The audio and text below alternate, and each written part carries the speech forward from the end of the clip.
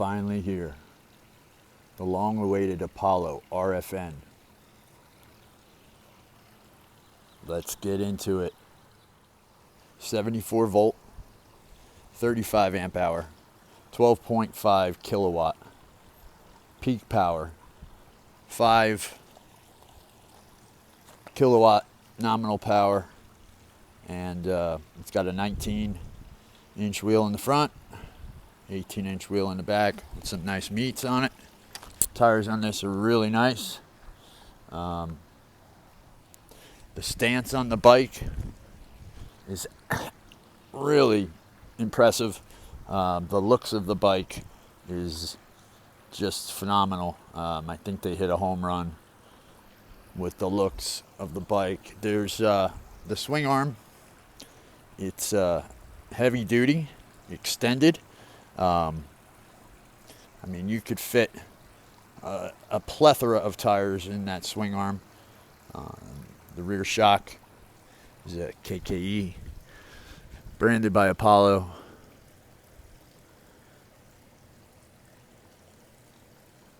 And then the forks are KKE forks, but they're a little bit different than the Sur-Ron forks.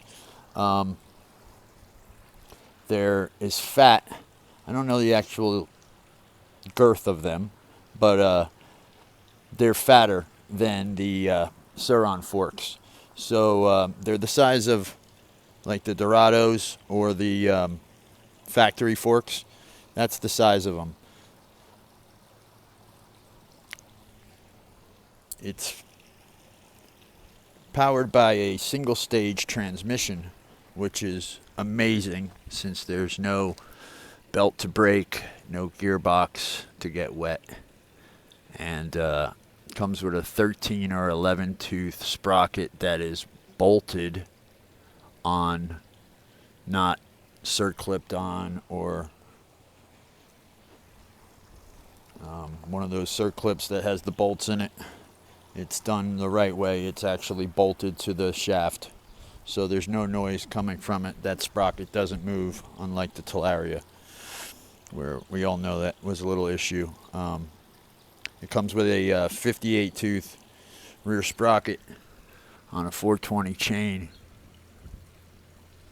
And the back tires come out in specs. They're 90 by 100 by 18. And the front is a 70 by 100 by 19. This is the older model. The new one, if you order it, will come with a different display up here that will show you everything. This shows you your battery percentage, how far you traveled, but it also shows you your speed, which this one does not. It gives you your battery percentage, what mode you're in,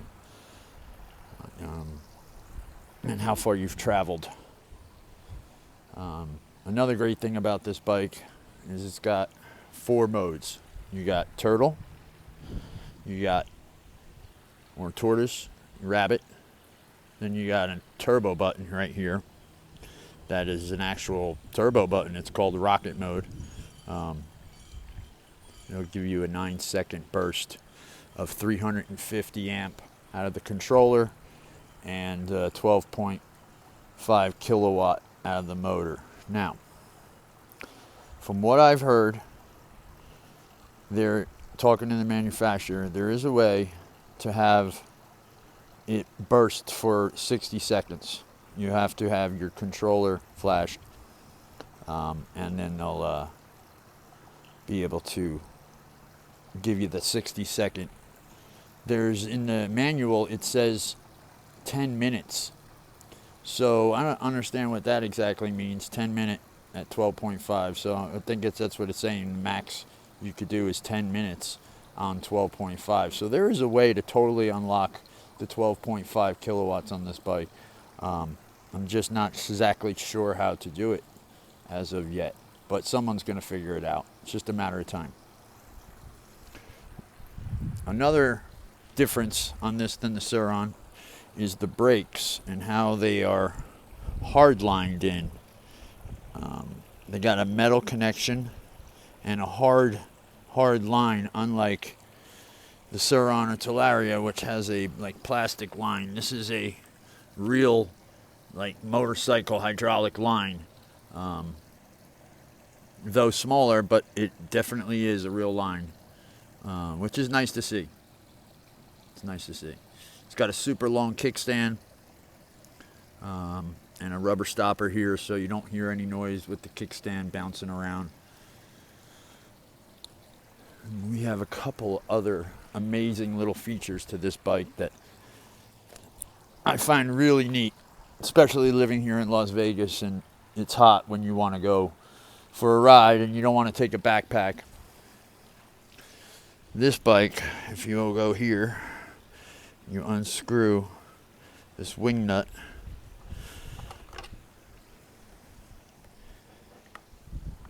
This flips up as so, and it can hold 3 to 4 water bottles right here, which is really neat. Or it can hold like a jacket or an umbrella or, you know, a picnic, whatever you want. You can hold in there, which is just phenomenal because no other bike as of yet has done that, including like gas bikes, unless you're having like saddlebags on it or some other type of bags. No one's done this, which is really neat.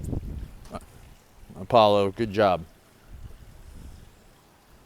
Also, another neat factor on this bike is it becomes a trials bike. So by removing the seat, which is really easily done, see if I could do it with one hand actually. You would pull these pins out. Well, let me shut the seat down. Oh, one more thing. Let me show you this. It comes with a suction cup right here. So you don't have to ride with that wing nut in. It'll just stay, you hear it? You hear the suction cup? It'll stay shut. So it's really neat. These just pop out like this. Very easy. Pop out just as such. You got 2 of these things. Oops. I'll just leave them there. And this would pop up, and this comes right off. I mean, voila. So, you have yourself a trials bike. Which, come on. This is phenomenal. Are you kidding me? I mean, 2 bikes in one. This is really rad. It is really rad. I mean, no one has done this yet. Forward thinking of Apollo. Now, how comfortable is that? I'm sure not very. I haven't ridden it like that. It's just the ability to do so. I'm sure there's a way to put a padding on here or something like that and have this upholstered to make it more of a seat that'll still fit underneath this seat. But you could see through there, you could see the shock and the battery. And speaking of the battery, 74 volt. Let's get into the battery. How do we do the battery? Okay, the battery is easily done. You got a lever here. It releases that. Once that's released, this comes off, comes out of here. There's your battery.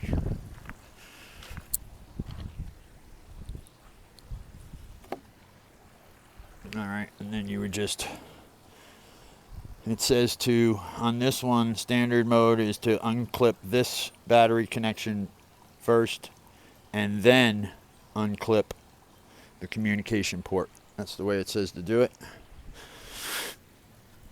And putting it back together is really simple as well. This just clips into place here. This goes down there, goes like that. You walk over to the other side. This goes down here. And then you grab this lever. It's right here.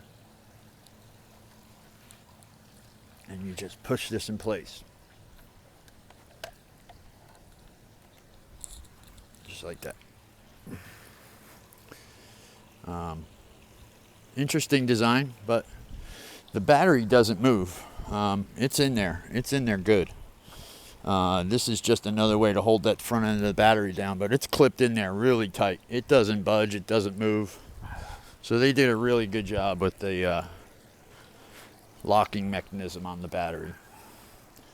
Now, a lot easier to take out than, let's say, the new XXX, Talaria XXX, which you have to drop the shock for that. But overall, this bike is designed really, really well. I saw a couple reviews saying the handlebars were low, and it felt like the handlebars needed to be raised up. So before the bike came, I had just ordered off of Amazon a set of handlebar risers, and threw them on as soon as I was putting the bike together. Another interesting thing about this bike is it uses regular handlebar mounts. So it's got the holes where the headlight would be mounted for the Talaria or the Sur-Ron drilled out a little wider and threaded, and they use Mimic style handlebars mounts to connect it to the bike, which is really awesome as well, because the direct stem mount, you know, if you crash with that, you're going to bend either your bars or your upper trees. So with this, the bars will bend, and hopefully the mounts will turn on the bolt, and you're not going to bend your trees. So, which is a huge benefit. Let's put this seat back on. Let me show you how this goes. I mean, it is really fast and easy. You just drop it in like that. This goes in, right? Goes down. And then you take these pins. They clip in just like this. I mean, you're in, and you're locked in. The bike is really nice. I'm really, really impressed. It's got a heck of a platform to it. The weight of the bike, I have a Talaria Sting R. I also have a Sur-Ron, but my Talaria Sting R is heavier than this bike, which is absolutely crazy. And the Talaria Sting is a great bike, but it's heavy, right? So anyone who has a Talaria Sting knows the bike is heavier than a Sur-Ron. Some people like that heaviness. But something that makes it great, the Sur-Ron so great, is the lightness about it. Well, this one's even lighter. It comes weighing in at somewhere around 145. So it's just under the Talaria Sting, which is like 149.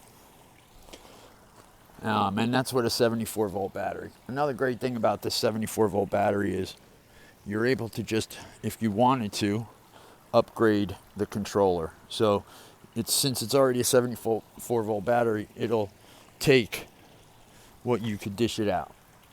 So if you just bump up your controller, then you could just push whatever. You're already 74 volts, so you don't have to worry about upgrading the battery and the controller. You just have to upgrade your controller, which is really neat as well.